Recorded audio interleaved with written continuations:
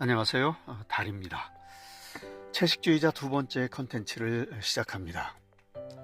형부와 처제는 온몸에 꽃잎을 그려놓고요, 성행위를 합니다. 형부인 그가 처음부터 그럴 작정을 한 건 아닙니다. 그의 욕망은 분명 그 자신의 것이었지만 자신의 살진 몸매가 처제와 어울리지 않는다는 자각 끝에 욕망의 삼각형을 그립니다. 욕망 주체인 그의 욕망이 욕망 대상인 처제로 직접 향하지 않고 매개물인 후배 작가 제이를 거친다는 것입니다. 그렇지만 욕망의 삼각형 이론을 제시한 르네 지라르가 알면 몹시 실망스러워할 만큼 이 삼각형의 구상은 파탄에 빠집니다. 표면 서사는 이렇게 전개됩니다. 후배 제이는 행위에 거의 다다를 즈음 자신이 포르노 배우 노릇을 하고 있다는 모멸감을 느낍니다. 이 퍼포먼스는 중단되었고요, 촬영도 끝났습니다. 끝났어요. 이게 후배 제이의 탓일까요? 아닙니다. 후배 제이가 서사에서 이탈한 것은 우연이 아니라 애초부터 플롯에 예고된 필연이었습니다. 그의 행위는 이제 오래된 소설적 용어죠. 아무튼 그런 개연성을 갖고 있습니다. 애초부터 이 삼각형은 부서질 삼각형이었습니다. 그것은 몽고 반점의 전편 채식주의자에서부터 예비되어 있었습니다.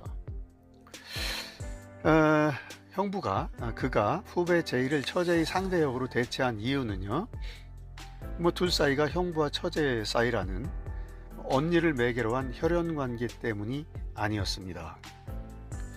그는 몸에 꽃을 그린 두 사람의 성행위 장면을 촬영하고 싶었고요, 자신의 살진 몸매가 처제와 어울리지 않는다고 생각했습니다. 이 작품이 안 될 거라고 생각했죠. 그러니까 형부인 그가 그린 욕망의 삼각형은 이 한 꼭지점, 이 매우 부실한 꼭지점이었습니다. 혈연관계는 형부가 윤리적 파탄자라서가 아니라, 이 파탄이란 말을 자주 하게 되네요. 윤리적 파탄자라서가 아니라 그 전에, 그러니까 이 채식주의자에서 영해가 채식을 결심하고 결행한 그 순간 해체되었습니다. 혈연관계가 해체되었단 말입니다.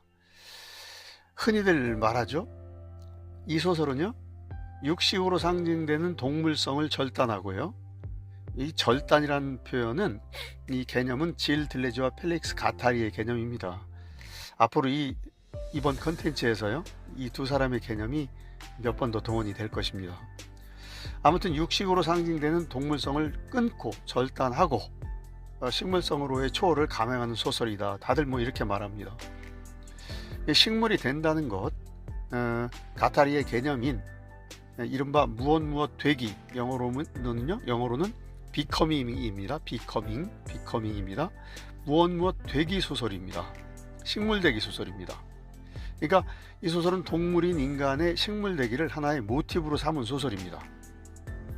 원래 이 되기 소설에서는, 되기 서사에서는 혈연 관계는 끊어진다고 이 두 사람의 철학자도 이미 말한 바 있습니다. 아무튼 이 식물 되기는요, 채식을 결심하고 결행하는 채식주의자에서 이제 또 몸에 꽃잎 같은 걸 그려놓고 성행위를 하는 몽고 반점을 거쳐서요, 이 정신병원에서 영애가 물구나무 서기를 하고 나무 흉내를 내는 마지막 작품, 이 나무 불꽃에서 성취되는 게 아닙니다. 마지막에 성취되는 게 아니란 말입니다. 말씀드렸듯이 식물 되기, 나무 되기는 이미 채식주의자에서 되었습니다. 물론 과정이 있습니다. 그 과정에서는 이따 이 카프카와 비교하는 부분에서 다시 말씀드리겠습니다. 이 남편과 남동생에게 양팔을 붙잡게 하고요, 막 뺨을 때리고 영애의 입을 벌려서 손으로 탕수육을 집어넣으려 했던 그 아버지 있죠. 그때 영애가 자신의 손목을 칼로 긋죠. 그 사건이 말해줍니다. 혈연은 끊어졌습니다. 이후에도 이 소설은 어머니가 병원을 병문안으로 온다든가 하는 모습이 보여지지만 혈연 관계는 해체된 것으로 나타납니다. 그리고 이제 아버지, 어머니, 아들 혹은 딸이라고 이렇게 그 형성로 형성되는 이 오이디푸스 삼각형도 무너졌습니다. 아버지가 더 이상 아버지로서의 그 기능을 하지 못한다는 거죠. 혈연 관계가 끊어지면서 혈연 관계를 기초로 하는 오이디푸스 삼각형도 깨지고요. 그렇게 보면 어떤 면에서는 이 채식주의자는 오이디푸스에 반대하는 안티 오이디푸스 소설입니다. 그러니까 아버지의 권위나 이런 것들에 저항하는 그런 소설이라는 거죠. 뭐 그런 면에서 뭐 그 페미니즘적이다라고 얘기를 하는데, 페미니즘적이라는 것은 뭐 너무나 당연한 얘기인 것 같습니다. 그런데 이 안티 오이디푸스는 또 공교롭게도 뭐 들레즈 가타리의 저작입니다. 저도 뭐 아주 인상 깊게 읽은 책인데요. 비커밍, 무엇 되기, 식물 되기가 어쨌든 채식주의자에서 이루어졌습니다. 그렇다고 해서 그 식물 되기가 거기서 끝났다는 것을 의미하진 않아요. 이 무엇 되기는 한 번으로 끝나는 게 아닙니다. 정지되어 있는 상태가 아니에요. 된다는 것, 이 비커밍이라고 그랬죠. 비커밍입니다. 움직임입니다. 그러니까 계속 되는 겁니다. 그래서 이제 좀 유식한 말로 존재의 끊임없는 생성을 의미하죠. 존재는 어떤 존재든지 간에요, 죽지 않는 이상 이 생성, 변화를 멈추지 않습니다. 분자적인 어떤 그 영역에서요, 우리는 우리의 몸에 안에서 뭐 세포가 그렇고 그렇듯이 끊임없이 죽고 살고 새로운 것들을 만들어냅니다. 이렇게 새로운 것들을 만들어내는 움직임이 어떤 하나의 존재를 다른 존재와 차이나는 존재로 만들어줍니다. 그리고 어제의 자신과 오늘의 자신의 차이, 그러니까 자기 안의 내적 차이도 만들어낸다는 것입니다. 뭐 쉽게 말해서 뭐 우리가 자기 스스로 변화하고 발전한다는 말을 하잖아요. 같은 말이라고 생각합니다. 아무튼 그런데 이 형부와 처제가 성행위를 하는데 그 성행위 역시 이 새로운 차이를 만들어내는 것입니다. 이 성행위는 이 식물 되기 이후로 계속 뭔가가 되는 것, 계속 진행되는 것을 의미한다는 것이죠. 자, 찬찬히 살펴보죠. 형부와 처제는 식물이 되었습니다. 식물 되기. 그리고 나서 성행위를 합니다. 성행위하는 존재 되기입니다. 몸에 꽃을 그리고 그렇게 식물 되기를 끝으로 만약에 더 이상의 되기가 멈췄다면 되기가 끝났겠죠? 그렇다면 이 소설이 어떻게 됩니까? 식물성을 지향하는 인간들의 뭐 바램, 뭐 그런 뭐 추구, 희구, 뭐 이런 식으로 주제가 정리되는 이 정도에서 마무리되었을 것입니다. 그런데 되기가 계속되어서요, 이 식물 되기를 성취한 두 주체가 성행위를 함으로써 자신들을 새로운 존재로 발생시키죠. 뭐 물론 이 발생이 긍정적이라는 말을 하는 게 아닙니다. 이 행위를 함으로써 소설은 또 새로운 국면들을 계속 열어나가지 않습니까? 자, 그런데요, 형부와 처제의 성행위, 이 성행위는 동물인 인간의 성행위가 아니라 식물들의 성행위입니다. 소설이기 때문에 그렇습니다. 그리고 이 성행위는 혈연지간의 성행위가 아닙니다. 앞서 말했듯이 혈연지간은 해체되었습니다. 끊어졌습니다. 이 성행위를 벌이는 두 주체는 인간의 성행위에서처럼 쾌락과 절정을 맛보는데요, 이 쾌락과 절정도 식물들의 쾌락이면서 식물들의 절정입니다. 그러니까 이 식물 되기를 성취한 존재들의 성행위, 그러니까 한강 작가의 채식주의자는 이 되기 소설, 또 다른 말로 변신 소설의 새로운 모습을 보여주는 것 같습니다. 그래서 저는 소설 채식주의자를 윤리적으로 옹호할 생각은 추호도 없습니다. 뭐 식물들의 행위인데요, 거기에 왜 윤리를 들이댈까요? 그럴 필요가 없다고 생각합니다. 또 옹호할 생각도 없지만 비판할 필요도 없다고 생각합니다. 그러니까 이 식물대기 소설 속의 이 경험들은요, 이 현실의 경험이 아닙니다. 이건 초월적 경험입니다. 이 초월적 경험론에서 바라본 소설의 현실은, 소설은 현실처럼 쓰니까요, 윤리의 도구나 현실의 재현이 아닙니다. 제가 윤리와 현실의 재현, 즉 재현이란 말을 했는데요, 이 자크 랑시에르라는 프랑스 미학자의 얘기를 하기 위해서 이 얘기를 합니다. 이 자크 데리다는 자크 랑시에르죠. 자크 랑시에르는 이 예술을 윤리의 체계, 뭐 재현의 체계, 미학적 체계, 뭐 이런 식으로 예술이 변모해 왔다고 얘기를 합니다. 그에 따르면 이제 오늘날의 예술은 미학의 체계라는 독자적인 세계를 갖고 현실 밖에서 현실과 대립합니다. 그에 따르면요. 그러니까 한강의 소설 채식주의자도 현실 밖에 독립된 미학 체제 위에 서 있다고 봐야 됩니다. 그래서 현실에 대항합니다. 현실에 대항하는 정치성을 갖습니다. 이 미학적 체제는 현실과는 다른 지향성을 갖고 있죠. 말씀드렸다시피 동물성이 아닌 식물성과 같은 겁니다. 식물 되기가 또 그것이죠. 그러니까 식물들의 성행위도 그렇습니다. 인간 남녀의 섹스를 닮은 이 행위는 이 인간 남녀의 섹스를 닮았지만 현실에는 없는 성행위입니다. 이 소설이라는 독립된 미학의 체제에서만 행해지는 성행위죠. 그런데요, 바로 그렇기 때문에 이 성행위는 그래서 인간들의 성행위가 어떤 성행위라고 알려줍니다. 일종의 되비춰줍니다. 되비춤이죠. 그 거울 안에 비춘 인간들의 성행위는 아름답기도 하지만 알죠, 우리가 추하기도 합니다. 뭐 위선에 가려지고요, 또 동물적인 쾌락 그 자체만이 목표인 경우도 많습니다. 이 채식주의 속 성의 문제를 지적하는 사람들은 소설 속의 그것이 아니라 현실의 그것을 연상해서 소설에 대입해서 걱정을 하는 셈이죠. 이것이 채식주의자에 나타난 성행위의 정치성이다, 이렇게 봅니다.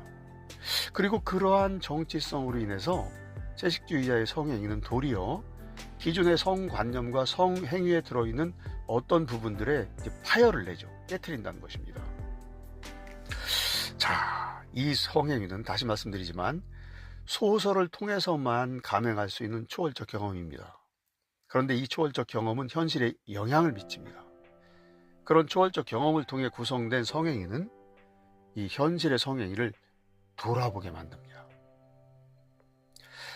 자, 채식주의자로 돌아가 봅니다.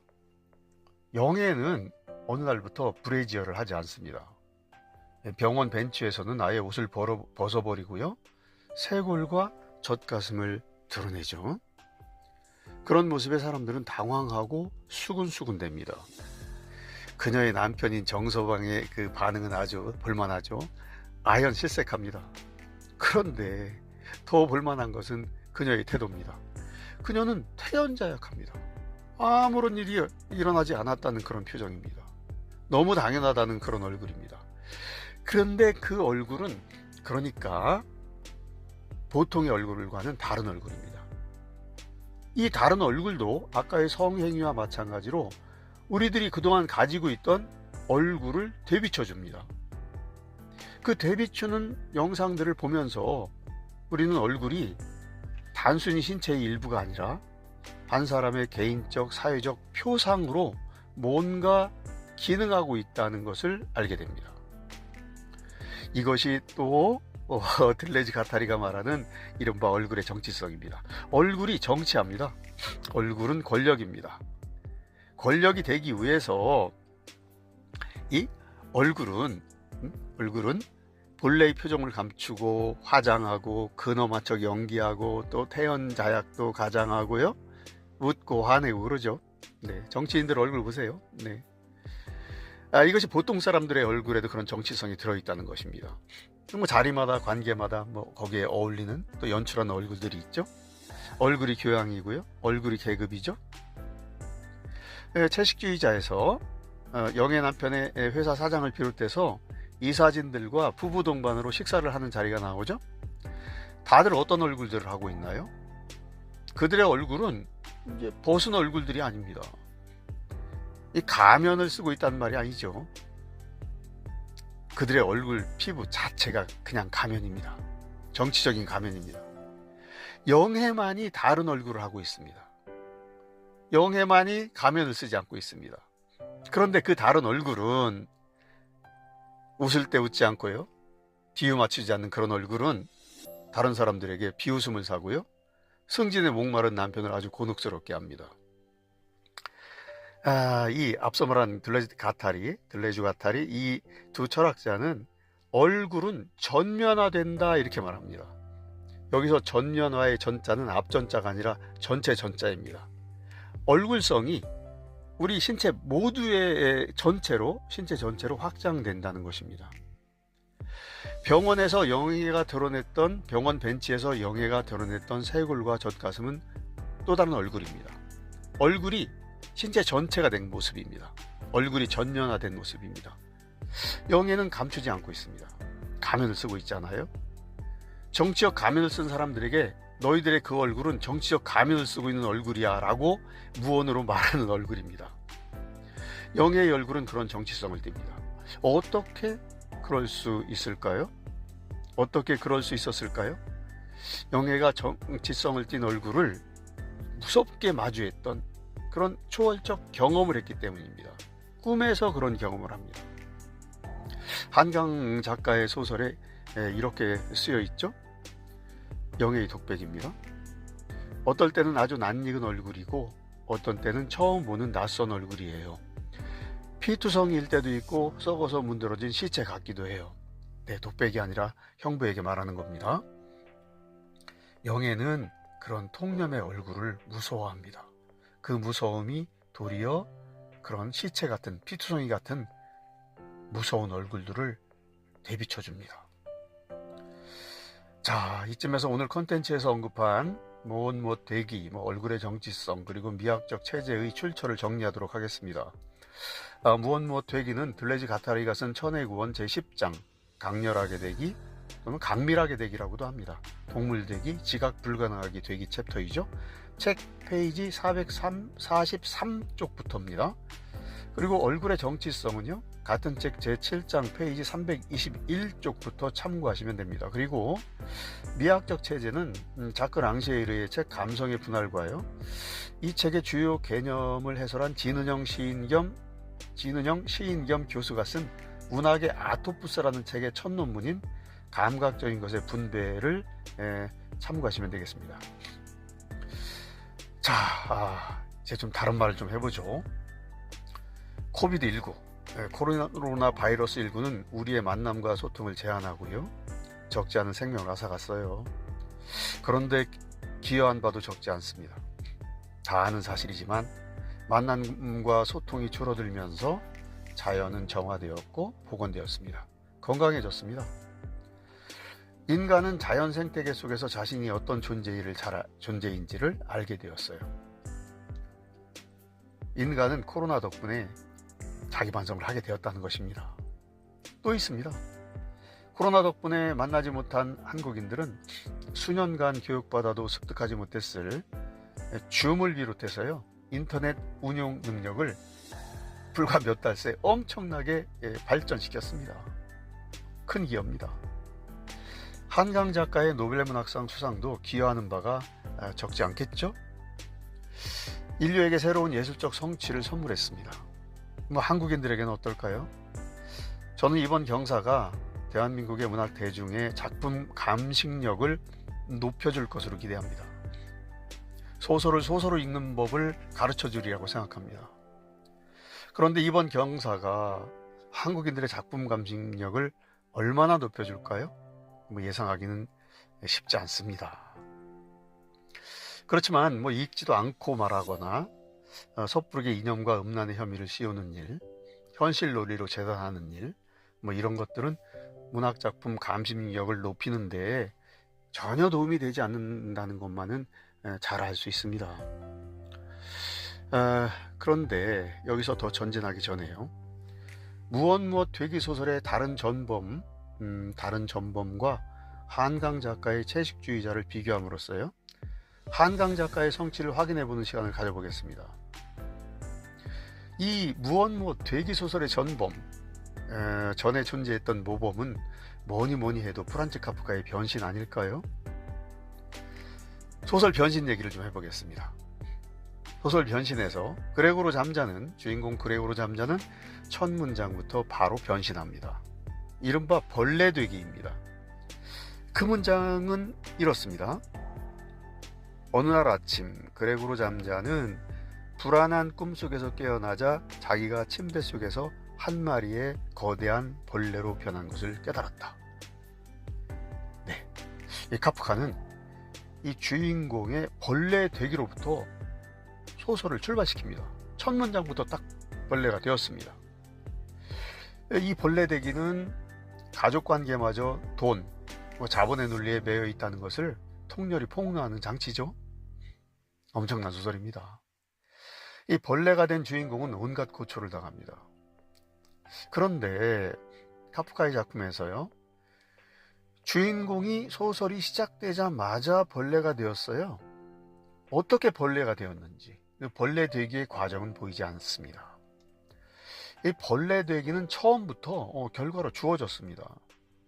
그래서 이 소설 변신은 굳이 분류하자면 제가 볼 때 연역적 서사입니다. 벌레가 되었다는 그 사실로부터 모든 것들을 출발시키니까요. 카프카 소설의 변신은 그러니까 과정으로서 발생된 것이 아니라 그냥 발생된 것입니다. 발생 자체가 전제돼서 그런지요, 소설 속에서 작가의식은 이 소설의 상황과 약간의 거리두기를 하고 있다고 느꼈습니다. 좀 냉담하게 쓴다는 겁니다.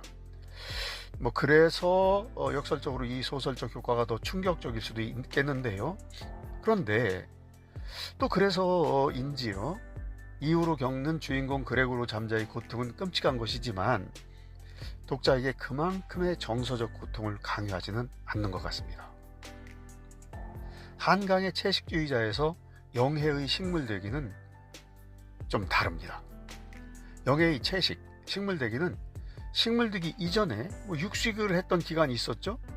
그 시간이 있은 다음에 일이 바로 식물되기입니다. 영해의 식물되기는 되어가는 과정이 보입니다. 그걸 처음부터 보는 눈은 남편이죠. 그리고는 곧바로 다른 가족들에게도 노출되죠. 그 과정에서 우리가 잘 알고 있다시피 많은 고통이 따랐습니다. 그래서 소설의 서사는 귀납적입니다. 이 귀납 서사는 경험적 서사예요.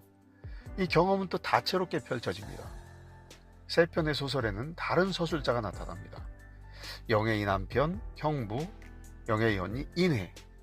이 각각의 서술자는 목소리만 다른 게 아니라요, 또 그들의 시각에서 보이는 다채로운 경험들을 말합니다.